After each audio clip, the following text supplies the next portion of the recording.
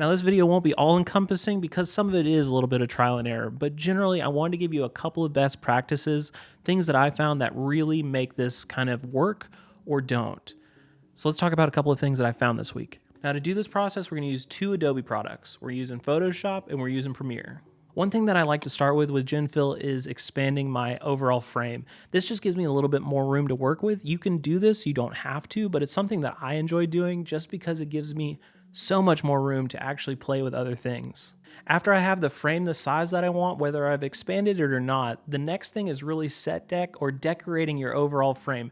This is the creative and fun part that you'll really enjoy because this is the part where you get to play with the actual tool itself and make it look the way you want to. So if you started out with something basic, now you can add those things that'll make it look interesting. Or if you wanted to expand it into another event or another thing, you could do that. If you wanted to be in a coffee shop, if you wanted to be in a kitchen, you can do all those different things because you're able to do that through the AI tool using GenFill. Now, as far as best practices, the very first thing that I think about is my background that I'm starting with. Whatever you start with is really going to either help you out or it's really going to hinder you and make this process really, really crazy.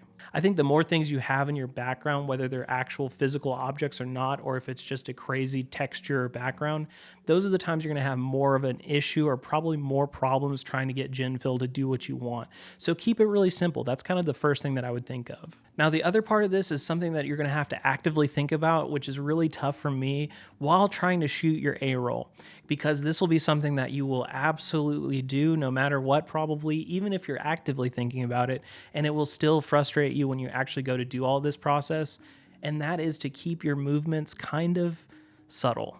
Essentially, your A-roll is your A-roll. It won't get any bigger because that's your actual video clip. The overlay that you're creating in Photoshop will not fix a cut off arm or anything like that because you went beyond the frame. So keep that in mind. Keep your movements kind of subtle. Keep them in front of you potentially. It really depends on how much space you have. In my case, I have just going off my monitor about here to here. So that's about as much movement as I'm allowing myself. If I wanted anything more, I would really have to expand my background physically, like in the real world, to give myself more room to edit upon later on. But keep that in mind that you can't go beyond the frame just because you're putting it in Photoshop. And don't forget about those 16:9 vertical clips, because if you choose to use those on a horizontal timeline with GenFill, you can do that. All you have to do is fill out the world just like you have previously. The only difference is that you're going to do more of the left and the right probably than the tops and the bottom. But either way, it's really cool. It's very useful. Just remember that you want to make sure that your background is probably not too dynamic or too cluttered because GenFill will have a harder time with that. Other than that, keep that in mind and definitely use those 16:9 verticals. And if you do all of those things and you do them right, people won't even know that that plant in the background is fake.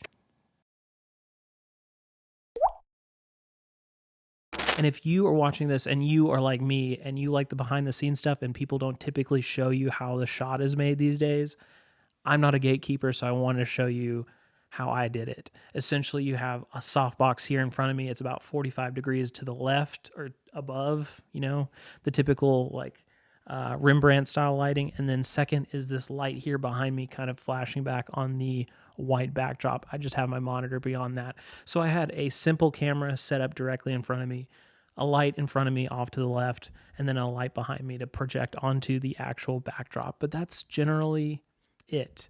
I've seen people do this with a wall and a single light, and it works out pretty well.